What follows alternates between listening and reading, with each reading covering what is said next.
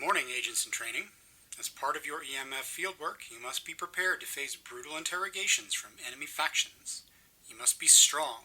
You must be inscrutable. And above all, you must be silent. As an example of what not to do, here is the cast and crew of Mission Rejected spilling their guts to one another. Backstories revealed, relationships explored, everyone's souls laid bare. Except for me, of course. I will only speak to Christian Amanpour. Mission Rejected, the story of the world's most unlikely podcasters. The Porch Room. Tonight's episode, Interrogations.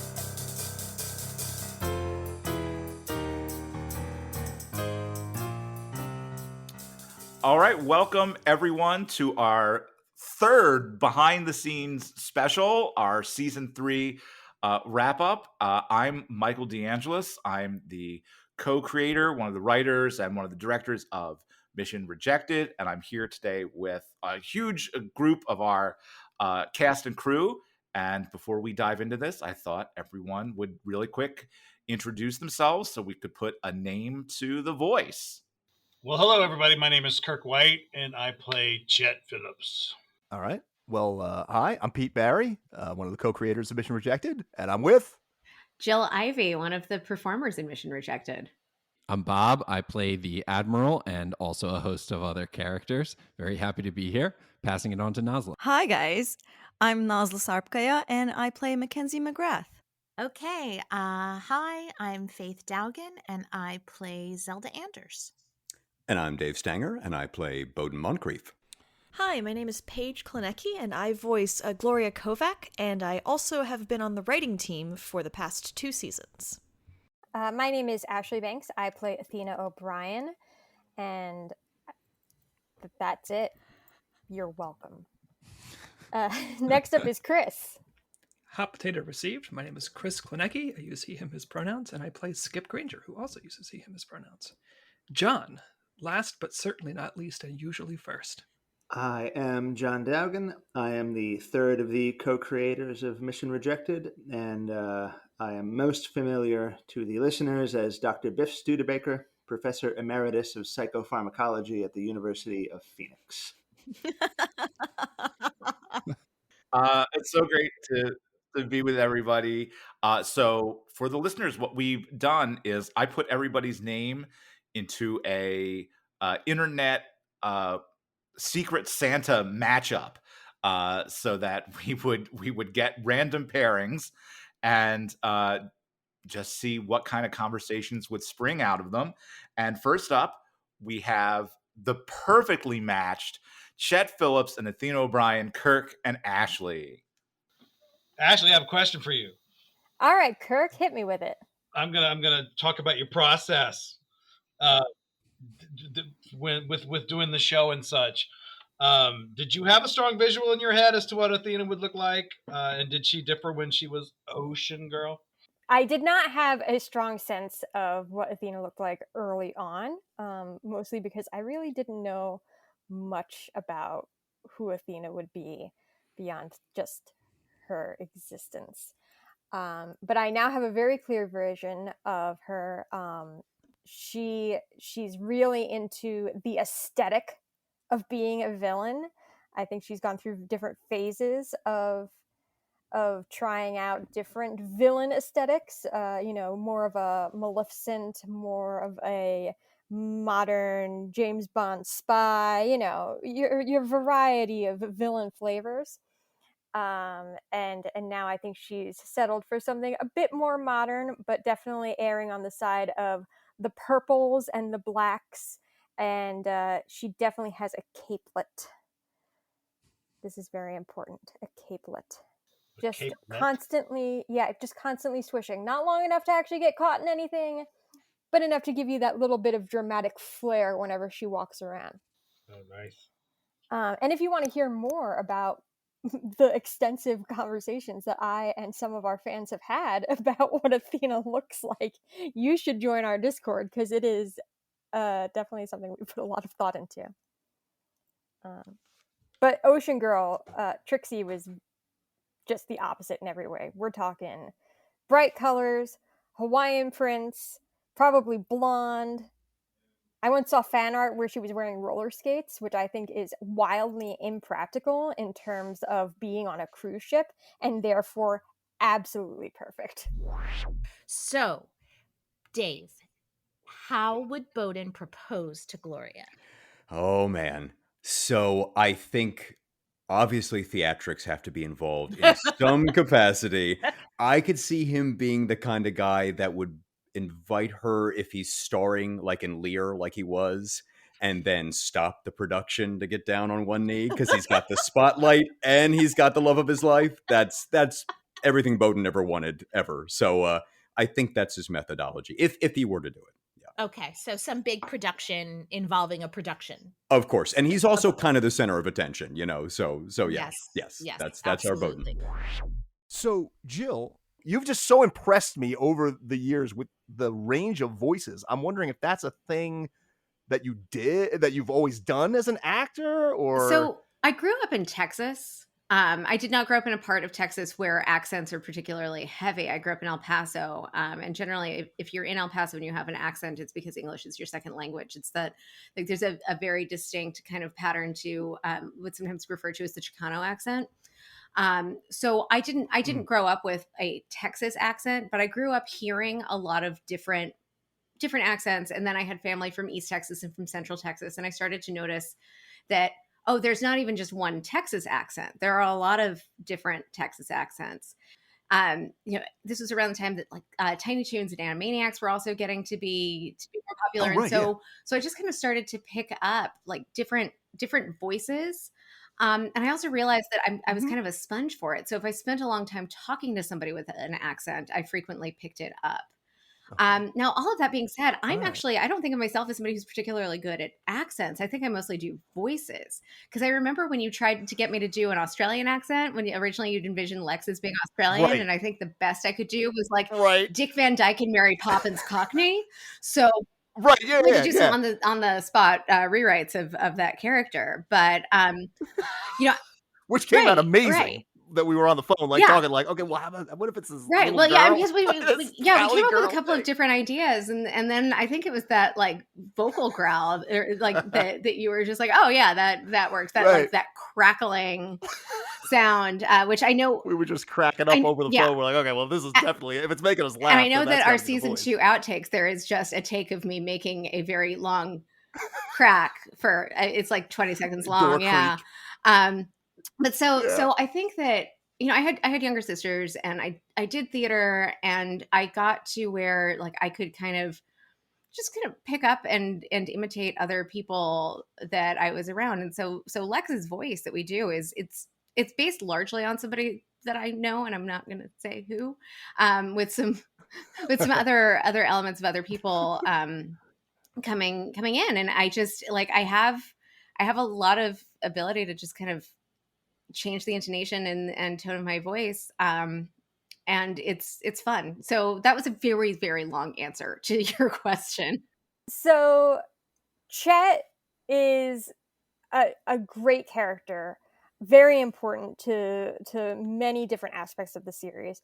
But I feel like whereas with some of the other characters, we get more internal dialogue, we get more of his motivations and things like that. We don't always get that for Chet. So I guess what I would love to hear from you is what do you think is an aspect of Chet's personality that you feel is really strongly established when you think about the character, but which the rest of us may not actually know as much about because it doesn't make its way into the show? Oh my God, that's an actor question. Wow. I'm sorry. No, I love that. So when I started sort of doing it, I didn't know what I was doing. I'd never done any kind of voice stuff before. And I'd certainly never done anything where you kind of acting in a vacuum. So you have to just sort of put it all together. And I remember reading Michael Caine's Acting for the Camera book when he's like, oh no, you have to create your entire performance and give it with whether they give you anything or not. So I was really delving into that. And so I think for Chet, the thing that I really wanted to put out there, and then I made a morph from Tom Cruise, and then somewhere that I don't know when happened, I changed to Harrison Ford, and I don't know how or why this happened, but I started pointing a lot when I was doing the recording, and as soon as I started doing that, it like a lot of stuff unlocked for me.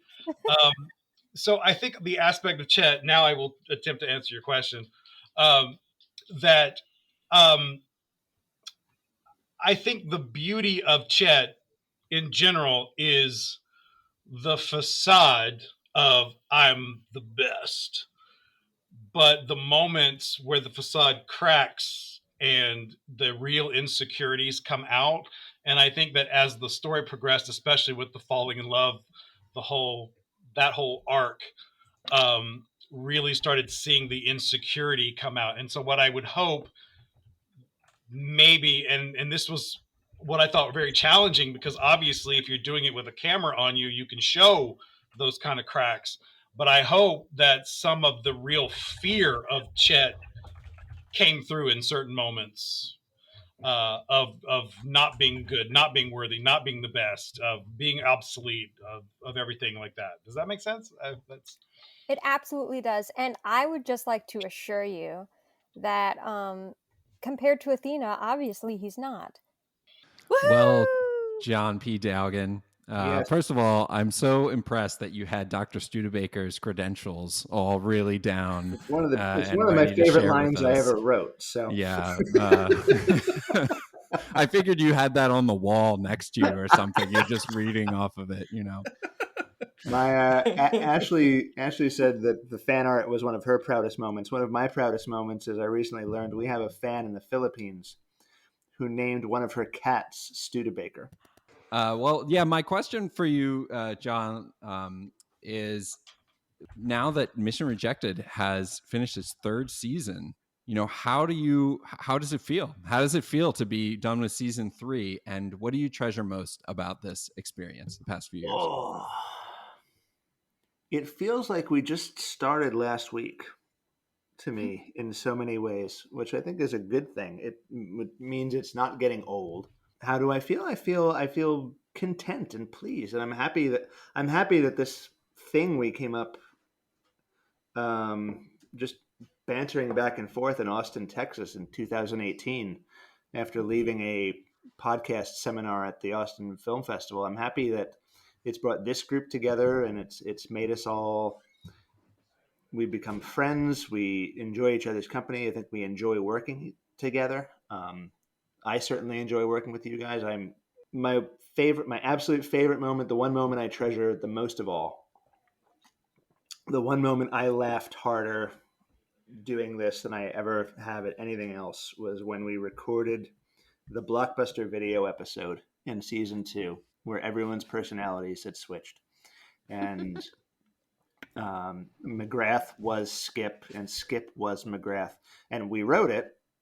We basically just wrote a scene for Skip and McGrath and then switched the character names, is essentially what we did. But when they got to record it, Nazli and Chris were trying so hard to mimic each other, and they were so afraid of getting it wrong that I'm sure you guys remember what we ended up doing was just Chris would read Nazla's line, and then Nazli would parrot it back exactly the way he had said it. I loved recording that. That was so fun. And then Nazli would read Skip's lines, and Skip just read them back exactly as she said it. That was the most joy I've gotten out of this process, and it's a process that I've gotten a lot of joy out of. That was the highlight for me. So my question for you, Bob, is there a voice you have ever tried to do that you can't do? Because I can't think of a single thing we've thrown at you in 3 years that you haven't turned around in exemplary fashion, including Sylvester Stallone, on my random whim. Is there a voice you have tried to do that you just can't do? Well, it's funny that you say that, because I feel like a couple of the ones that I've done for the show, I really didn't feel like I quite got it. I mean, Noam Chomsky, like I did a voice. Like it wasn't Noam Chomsky's voice. It was a voice, you know. But I also, you know, I didn't think I was going to have a hard time with it, but I had a really hard time with Orson Welles. And I like, you know, I was like playing, you know, I was playing clips and I was reading it back and I would like maybe have it a little bit, but then, you know, I was having a really hard time.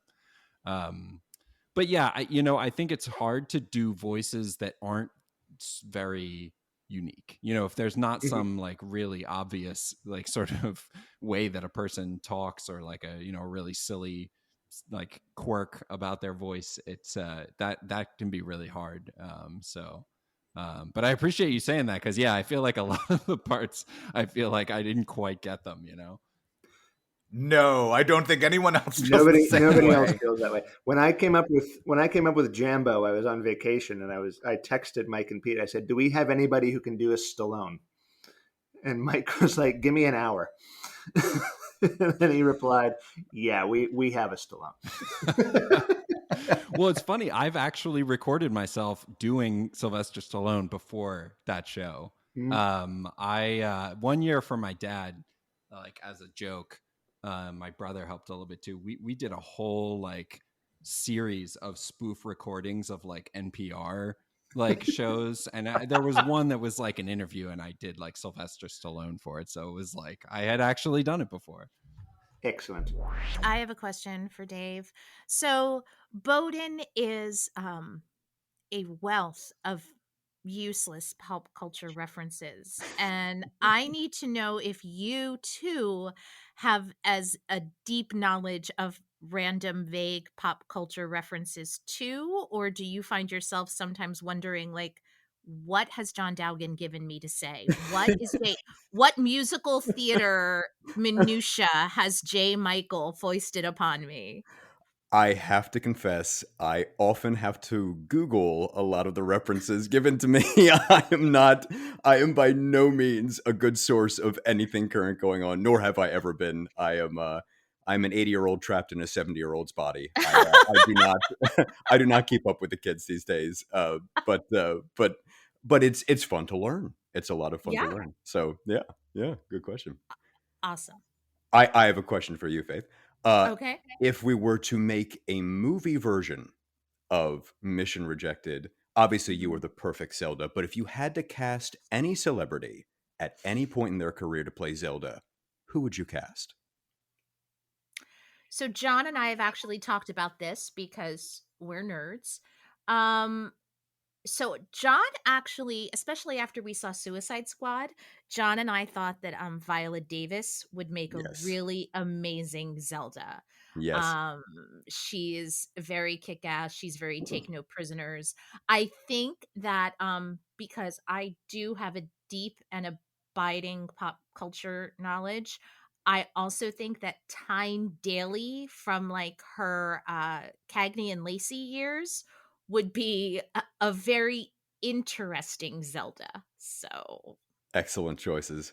Excellent. I could see both of them playing that. I oftentimes pictured Meryl Streep, but I think John Daly, I think is we all want, every actress wants to imagine that Meryl Streep would play her. I'd in the love movie. Meryl Streep to play me. Exactly. Exactly. So back at you. Who do you think would be like the quintessential Bowden in the movie? So when Michael and I were first talking about the character, he said that he often pictured a younger Alec Baldwin when he was writing for him. So I sometimes picture Baldwin circa like Hunt for Red October, Beetlejuice era Baldwin. But I could also see maybe a younger Rob Lowe, or Rob Lowe right now, because he is an immortal who doesn't age. But I think someone of that ilk, you know, a chiseled, aging pretty boy who can do comedy. I think anyone who falls under that category would probably do a pretty decent Bowden.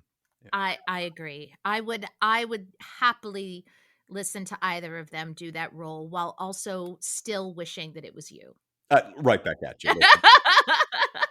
So if anybody follows Chris on Instagram, actually, yeah, listeners, please follow Chris at Chris Makes Noms. You are a great cook. And I can see that you do all sorts of dishes. No, seriously. But I would like to know two things. One, a dish that you made that was surprisingly good. Like you didn't think it would be that good when you were making it, but it turned out to be amazing. And a dish that you thought would be great, but it was a total fail. And what did you guys do with it? These are both fantastic questions.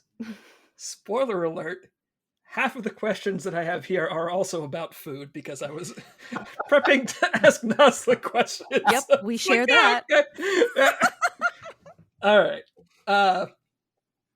So I think I will share that the cooking sort of voyage, if you will, that like I've been on for a long time at this point, really started with a lot of fun and support and willingness to fail forward with Paige. We lived in a house together with a couple of housemates, and we would about once a week do a team cook of something. The rule was always if we're going to do something new, there needs to be a chance that we might fail. So we're not going to be like, let's do a cook. All right, great. It's boxed pasta and tomato sauce. Like let's try something different, go off book, and see what we can do. So that was really entertaining and really rewarding and helped a lot.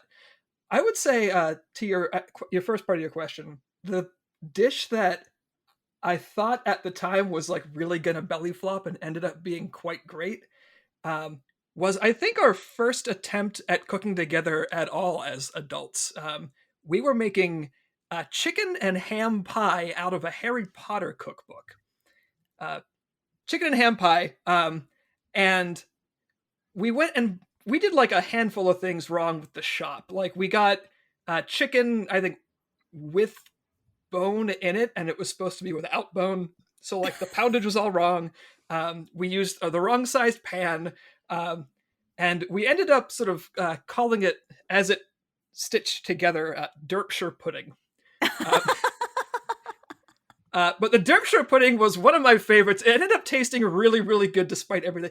We didn't have enough crust, so we just like put little dollops of crust like on top, like it was like cheese on top of a pizza, like a margherita pizza. I threw it in the oven, but it was really great. And it didn't fail, and I think that's one of the reasons why I like it so much. It was a surprise success. Did you make it again? We did chicken and ham pie several more times, different like versions of filling, and it was never Derpshire pudding. It looked like pies the next time we did it, but it never quite hit that really homemade slapdash feel that you could never quite recreate. It was good. Nice. Something that I thought was going to be great and was a debacle. So, Caroline, my fiance, she is a vegetarian, and one of the first times she was coming over to visit for a meal, I wanted to make her chili, and I was basing it off of a turkey and bean chili recipe. And this is the first time I had attempted this recipe. And I figured, okay, let's make a double batch. So we'll just double all the ingredients that will be leftovers. I can eat it the rest of the week. We'll replace it called for 1 pound of turkey and 1 pound of beans. I said, okay, we'll replace the 1 pound of turkey with beans, and then double that. It'll be 4 pounds of beans. And then the other things that go into it too.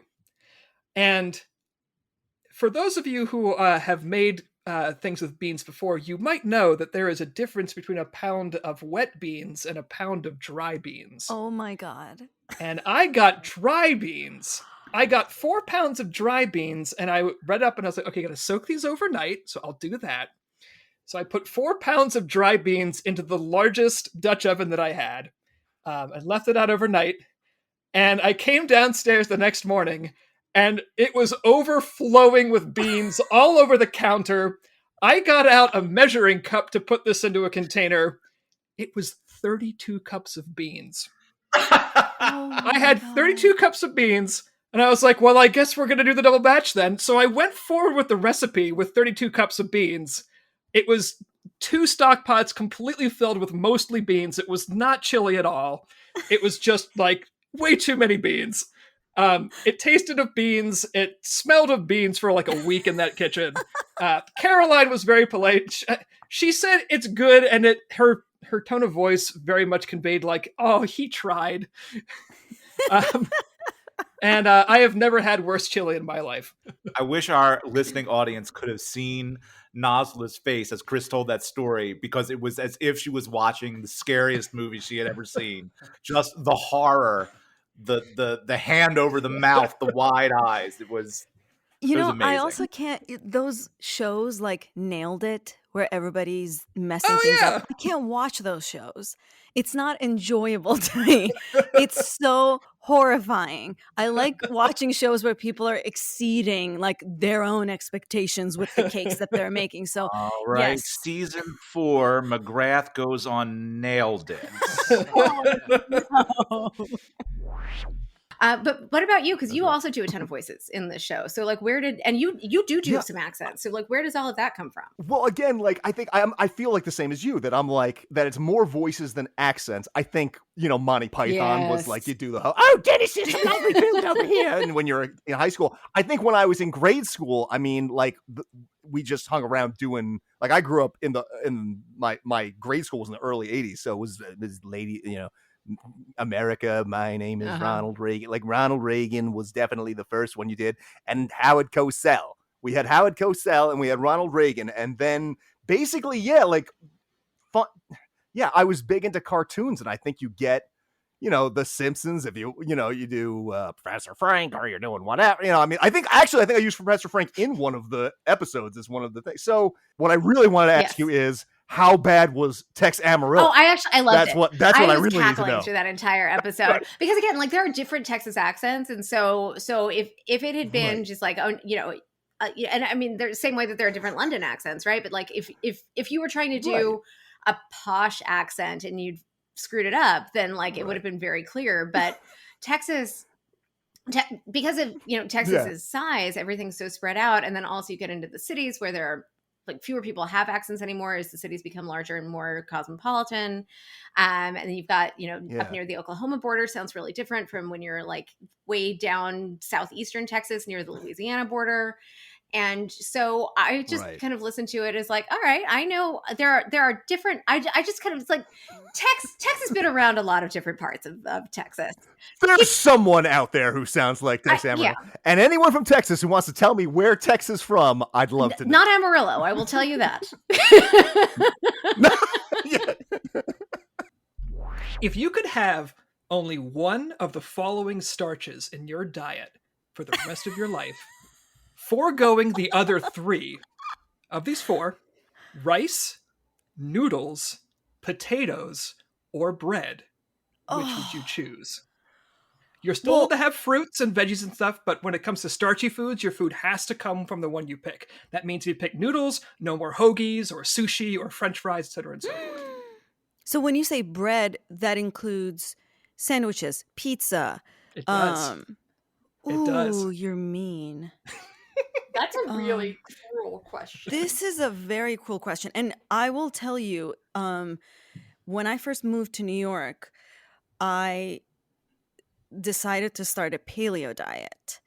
So I got rid of all of the rice and the bread and noodles, and I was only eating sweet potatoes, because you also can't eat even like beans on the paleo diet.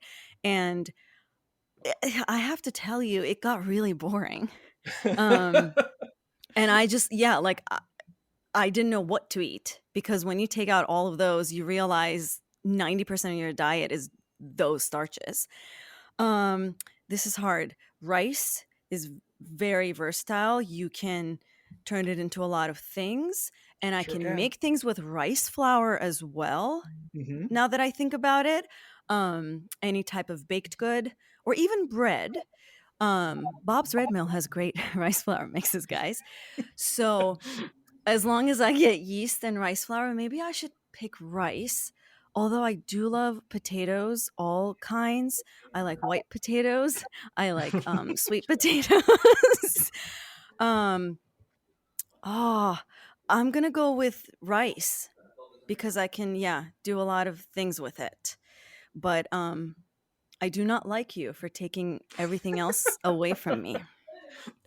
Before we continue, Nazli, first, you were very brave to ask that question. Thank you so much for playing ball. This is a question that Paige and I have asked many people on many occasions. I actually, over the pandemic, I was running a newsletter for my office, and if you participated, you could participate in what I called the Starch Cup, where people voted, and we saw like across the office which was the most popular of the 4 starches. So I've got a fair amount of data at my fingertips. I would love to know. And my vote is the same as yours for the same reasons that you said. Rice is the most versatile. You have the most access to so many cuisines. You can find your way over to bread-like things if you want to have like, rice sort of like burgers, for example. You can get there. The other 3 are really difficult to leave. But I feel like if you were trying to find a lot of variety for like the rest of your flavor palette, that like rice is a really great way to get there. I'm glad we're on the same page. Also, like sushi. How can I ever give up sushi? The sushi with like the cucumber wrapping instead of the rice is like good as a change, but it's not. You can't just do that. No, you can't just that's do that. not real sushi. No. No. Spoken like a true McGrath. Yes. So I have another question for you, Faith. I was Okay. very impressed with your bartending skills when we did our live performance of Thank Mission you. Projected. Those look delicious. If you were meeting Zelda at a bar, what would be Zelda's drink of choice, and what would Faith be drinking? Oh, that's a really good question. Yeah, you can tell a lot about a person by that. So I don't think that Zelda is like a fruity drink person, and I don't think she's like a vodka person. Zelda wants her alcohol. She wants to taste it. She wants whatever she's drinking to be very spirit forward. So I think Zelda would love my recipe for a chocolate cherry old fashioned. That sounds delicious. It's awesome. It is a Demerara sugar cube with 4 dashes of chocolate bitters, 4 dashes of cherry bitters. Muddle it up a little till the sugar dissolves in the bitters, and then just pour in 2.5 ounces of really good bourbon or rye and stir it up over a big ice cube, a large format ice cube, so that it melts very slowly. And there you go. You had me at chocolate, but you throw in an old fashioned. Like, that's a win-win right there. Those are 2 of my favorite things. That sounds phenomenal. Yeah, so I think that is what I would order, and then I think that I would say to Zelda, like, you really should try this. So Nicely done. All right, so that means Paige, we're up. Righto. So lay it on me. All right. Well, we'll keep this first question related to the podcast. When you and the others set out to create this podcast, were there any particular themes or larger ideas that you wanted to explore? And if so, how have these themes informed the story that you have ended up telling? And have they evolved at all over the course of the past 3 seasons? I just think that because we write characters that are really well defined, that are really dedicated to their jobs, that are really dedicated to making the world a better place and loving each other, that just comes through in the episodes. And any social themes or broader themes just come out of that. And I don't think, I can't speak for Pete and John, but mostly when I'm writing, I'm not trying to make a specific point, I think most of the time.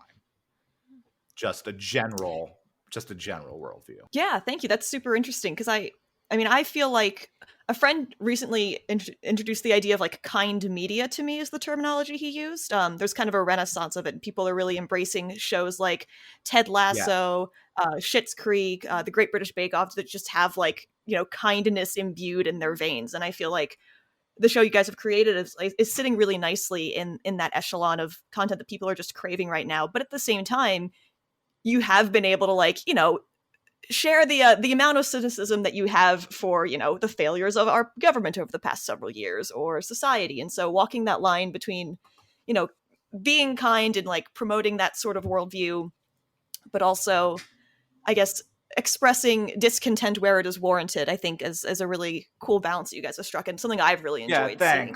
Thanks a lot. And I think that's right. I think people are really embracing and ready to embrace more this idea of a kind media, because the world is terrible, and I think even if the world wasn't terrible, which it is, I think that we've sort of come out of a decade of shows like Breaking Bad and Mad Men and Sopranos that focused on questionably moral people or immoral people.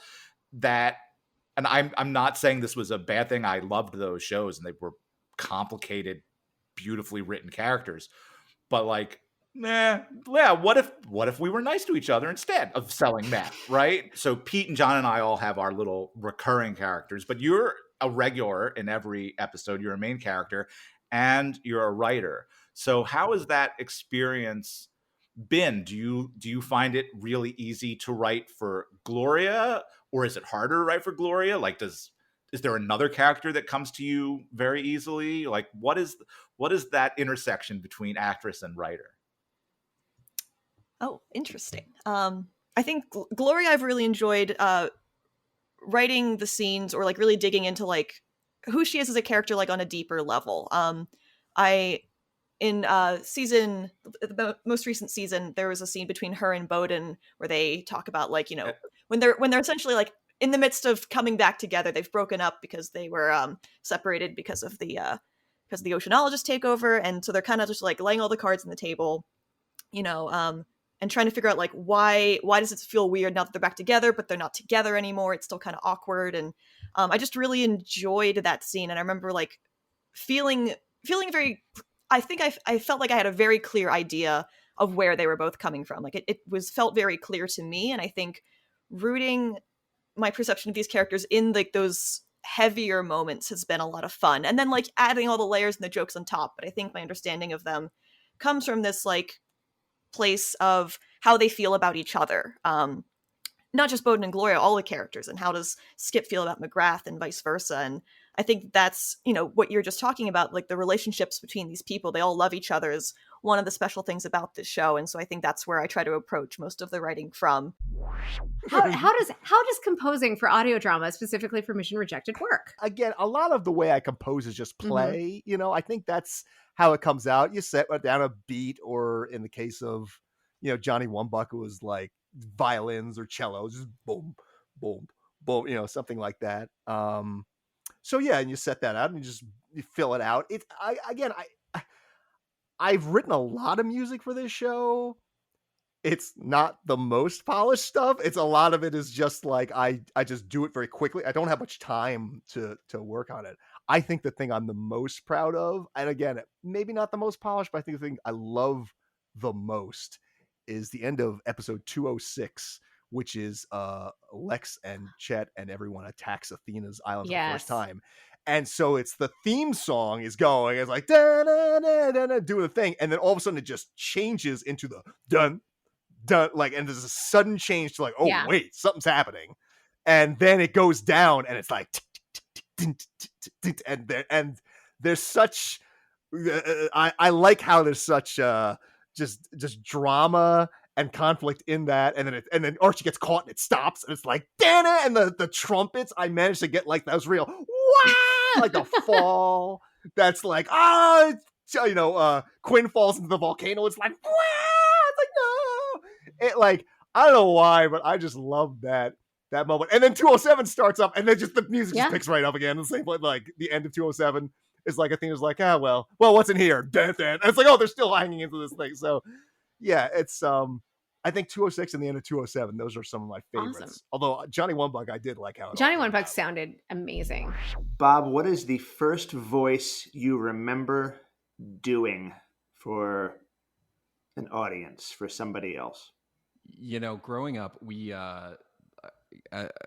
always watched It's a Wonderful Life at Christmas time, and I think I got a lot of like doing voices and stuff from my dad. My dad does that a lot as well, and like he and I would go back and forth doing like Jimmy Stewart in It's a Wonderful Life, and so and I remember doing that at like it might have been like a church event or something, but like just doing that voice and people being like, oh my gosh, like that's hilarious. But I was just mimicking my dad doing the voice, of like, Merry Christmas, Mr. Potter. Well, you want the moon? And I just like, going off on that. And of course, loving that attention as kids do, or also adults right now at me.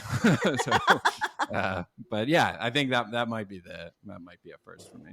If you had to play Chet as a character that had been transported to a completely different genre of show, what genre would you want Chet to be in and why? I don't know that I can give you adequate why, but I would want Chet to be on Buffy the Vampire Slayer. Real hardcore bad. I mean, I think the why is pretty self-evident. Yeah, right? I don't know that I could articulate the why other than it was something that I don't think they did on that, and it would be pretty sweet to have Chet Phillips busting around Sunnydale, around the Hellmouth. You have a great deal of live theater background, but you also have a great deal of voiceover background. Do you have a preference between the two? Do you enjoy one more than the other? Do you have? I think I prefer live theater, but there are definite perks sometimes to VO. That's a great answer, and I'm right there with you on all of it. I've missed a great deal of the interaction you have with an audience, with the pandemic going on and sort of lack of doing live theater. But I also think it's kind of the introvert in me that sort of loves being a voiceover artist. It's entirely an imagined circumstances. Sometimes you don't even have your fellow actors. You just have to have everything going on in your brain. And so that sort of speaks to the, the introvert in me that just loves to live in their own world. Yes, who just loves to go down their own little rabbit hole. I definitely enjoy that. Nazli, if you suddenly found yourself passing through your hometown of Ankara, like it's been years, maybe a decade since you were home, but here you are, and with just enough time for one meal, where would you go and what would you have? Oh man, Ankara has really good döner, and döner is actually, so in the States, there's a Greek version of it that's around that's called gyro. That turning, meat. Yeah. The meat, but in the meat yeah. But in Turkey, yes, it spins like a Willy all Wonka day long. Meat factory. Yeah. I mean, it's a very genius contraption. You cook only a very thin layer of the meat as it turns, so you only cut the meat that's cooked. And in Turkey, they cut it very thin, so thin that if you actually hold it up, you can see the other side. It's very, very thin. And it's delicious. And so they take this bread, they cut it into cubes. It's very soft. They put that on, like they cover a plate with that bread and then pour some melted butter on it. And then they put layers and layers of this thinly sliced döner on top of it. And then they pour a very well seasoned tomato sauce on top. And then they bring it to you and they ask, would you like more melted butter on top? And you have to say yes, because it's, my last meal, apparently. My first and last. And it's actually called Iskandar. And that is something I just cannot have anywhere else.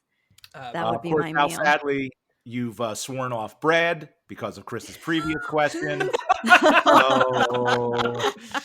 Sorry. Hope this you have was a trap. I have a question about Mission Rejected. I know you're married to one of the writers, so you can go easy. But do you have a favorite episode that you've either worked on or that you've listened to on a number of occasions? So my favorite episode is the episode that ended with the scene between me and Sarah on the bench. Yes. I was so grateful to J. Michael for giving Sarah and I that moment, and to give Zelda that opportunity to be vulnerable, to because that is, so I'm a crier as a person, Faith, but I'm also a person who tries really hard to make sure that everyone thinks I always have everything in control all the time. So I I have no idea where my husband and his two friends who've known me for 30 years got the inspiration for Zelda. But so yeah, that's my favorite. That was my favorite episode, just to have that moment. But I like all of them. What is the film that means the most to you, not because of what the film actually is, but because of the experience you had watching it? There was a movie-going experience that I will say solidified or elevated my friendship with Pete. We went from friends to best friends, and it was we went. Pete has just turned his camera on and be like, "What are you talking about?"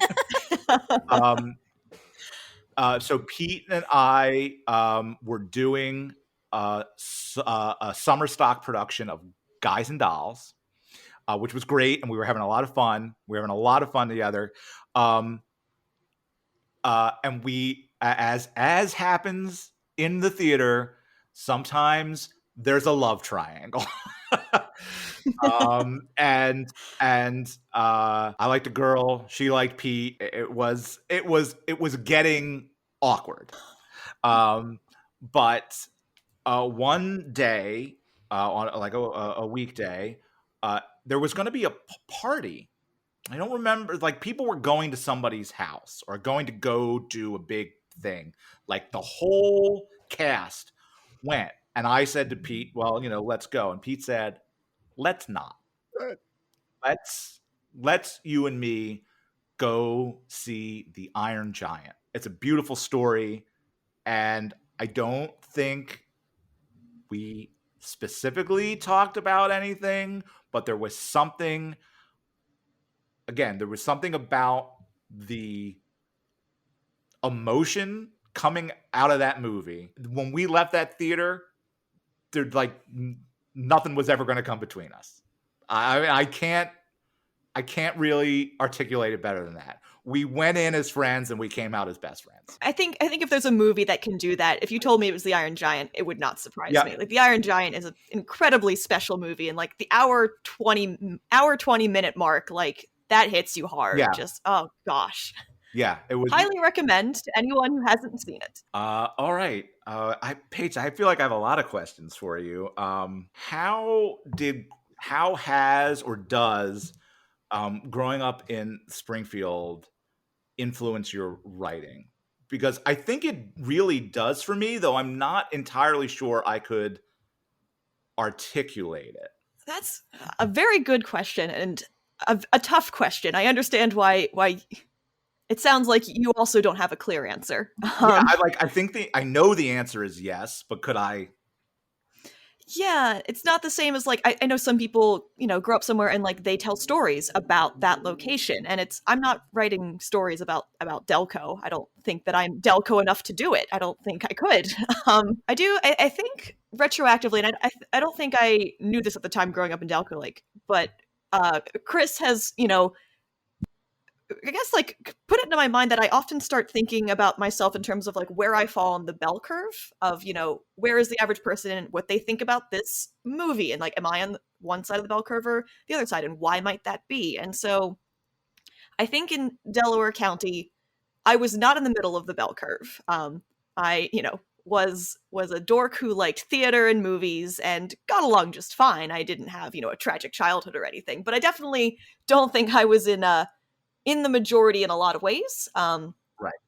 And I think that I continue to think about myself or in terms of, where I fall on the bell curve and like my awareness of, how my opinions are the same or different, or how my perceptions of things are the same or different. And I think that informs a little bit about how I write, because I do think that I don't want to necessarily be writing something that everyone has the same perception on, because like I don't need to. Someone else, I don't have anything to say about that someone already hasn't thought about. People underestimate, I think, the impact that our own expectations have on us. I think that it fuels a lot of like how things play out. Like our expectations.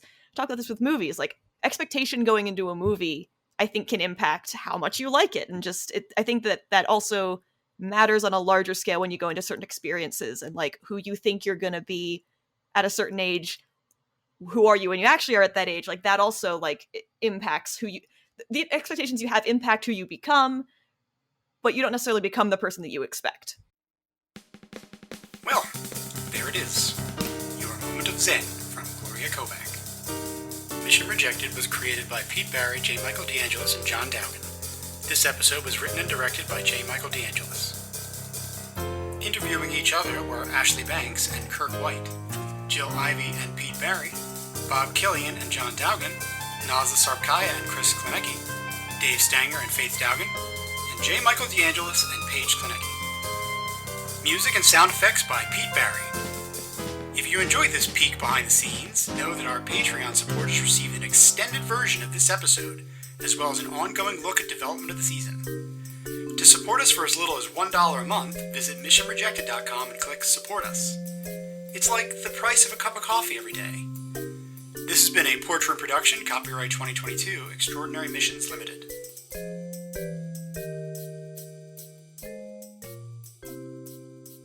Now I have a question for Dave. Yes.